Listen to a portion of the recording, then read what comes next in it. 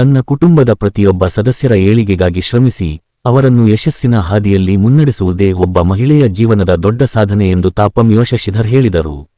ನಗರದ ವಾಸವಿ ಕಲ್ಯಾಣ ಮಂಟಪದಲ್ಲಿ ಮಹಿಳಾ ಮತ್ತು ಮಕ್ಕಳ ಕಲ್ಯಾಣ ಇಲಾಖೆ ವತಿಯಿಂದ ಆಯೋಜಿಸಿದ್ದ ವಿಶ್ವ ಮಹಿಳಾ ದಿನಾಚರಣೆ ಕಾರ್ಯಕ್ರಮದಲ್ಲಿ ಭಾಗವಹಿಸಿ ಮಾತನಾಡಿದರು.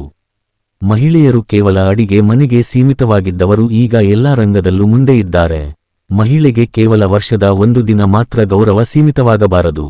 ಸಮಾಜದಲ್ಲಿ ನಿಜವಾದ ಗೌರವ ಸಿಗಬೇಕಾದರೆ ಪ್ರತಿಯೊಬ್ಬ ಮಹಿಳೆಯೂ ಸಾಧನೆ ಮಾಡಬೇಕು. ಹೆಣ್ಣು ಮೊದಲು ಮತ್ತೊಬ್ಬ ಹೆಣ್ಣಿಗೆ ಗೌರವ ನೀಡುವ ಗುಣ ಬೆಳೆಸಿಕೊಳ್ಳಬೇಕು ಎಂದು ಅವರು ತಿಳಿಸಿದರು. ಮಹಿಳೆಯರಿಂದಲೇ ಮಹಿಳೆಯರ ಮೇಲೆ ನಡೆಯುತ್ತಿರುವ ಶೋಷಣೆಗಳು ನಿಲ್ಲಬೇಕು. ನಮ್ಮೊಳಗೆ ನಾವು ಸಮಾನತೆ ಕಂಡುಕೊಂಡಾಗ ಮಾತ್ರ ಸಮಾಜದಿಂದ ಸಮಾನತೆ ನಿರೀಕ್ಷಿಸಲು ಸಾಧ್ಯ ಎಂದು ಹೇಳಿದರು. ಈ ಸಂದರ್ಭದಲ್ಲಿ ಗ್ಯಾರಂಟಿ ಅನುಷ್ಠಾನ ಸಮಿತಿ ಅಧ್ಯಕ್ಷ ಗದ್ದಿಗೆ ತಿಪ್ಪೇಸ್ವಾಮಿ, ಶಿಶು ಅಭಿವೃದ್ಧಿ ಅಧಿಕಾರಿ ರಾಜನಾಯ್ಕ ಸೇರಿದಂತೆ ಇತರರು ಮಾತನಾಡಿದರು. ಕಾರ್ಯಕ್ರಮದ ಅಂಗವಾಗಿ ಗರ್ಭಿಣಿ ಮಹಿಳೆಯರಿಗೆ ಶ್ರೀಮಂತ ಕಾರ್ಯ ನೆರವೇರಿಸಲಾಯಿತು. ಅಂಗನವಾಡಿ ಮಕ್ಕಳಿಂದ ವಿವಿಧ ಛದ್ಮವೇಷ ಪ್ರದರ್ಶನಗಳು ನಡೆಯಿತು.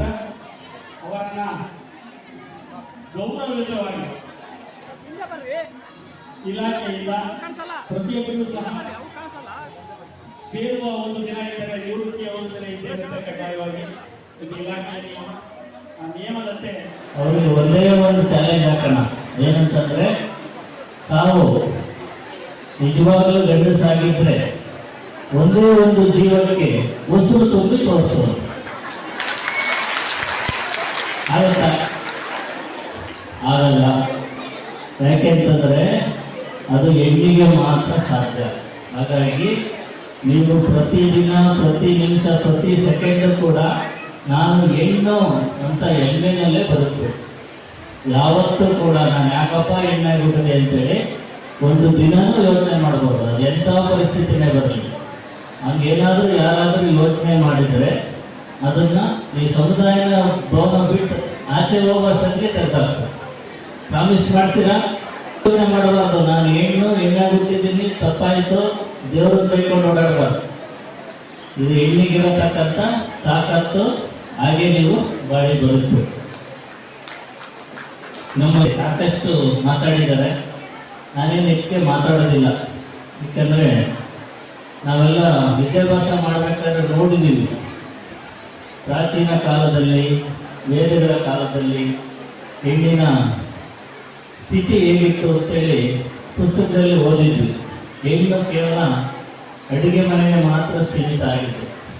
ಆದರೆ ಇವತ್ತ ಅಡುಗೆ ಮನೆಯಿಂದ ಬಾಹ್ಯಾಕಾಶಕ್ಕೆ ಹೆಜ್ಜೆ ಇಟ್ಟಿದ್ದಾರೆ. ಅದಕ್ಕೆ ಹೆಣ್ಣಿನಲ್ಲಿರ್ತಕ್ಕಂಥ ಆ ಒಂದು ಧೈರ್ಯ, ದಿಟ್ಟತನನೇ ಕಾರಣ. ಹಾಗಾಗಿ ಹೆಣ್ಣು ಈ ಸಮಾಜದ ಕಣ್ಣು, ಜೊತೆಗೆ ಒಂದು ಕುಟುಂಬದ ಕಣ್ಣು. ತಾವು ಮನಸ್ಸು ಮಾಡಿದರೆ ಏನು ಬೇಕಾದರೂ ಬದಲಾವಣೆಯನ್ನು ಮಾಡ್ಬೋದು. ಆ ತಾಕತ್ತು ನಿಮಗೆ ಇದೆ, ಅದನ್ನು ಹೊರಗಾಕಬೇಕು ಅಷ್ಟೇ. ಅದರಿಂದ ತಾವೆಲ್ಲರೂ ಕೂಡ ಅತ್ಯಂತ ಶಿಸ್ತಿನಿಂದ ಬಂದು ಕೂತಿದ್ದೀರಿ, ದಿನಾಚರಣೆಯನ್ನು ಮಾಡ್ತಾ ಇದ್ದೀವಿ. ಒಳ್ಳೆಯದು. ಹೀಗೇ ಖುಷಿಯಿಂದ ಇರಿ. ಯಾಕೆಂತಂದರೆ ನೀವು ಖುಷಿಯಾಗಿದ್ದರೆ ನಾವು ಖುಷಿಯಾಗಿರೋಕ್ಕೆ ಸಾಧ್ಯ. ಇಲ್ಲ ಅಂತಂದರೆ ಬೆಳಿಗ್ಗೆ ಟಿಫನ್ ಸಿಗಲ್ಲ, ಮಧ್ಯಾಹ್ನ ಊಟ ಸಿಗಲ್ಲ.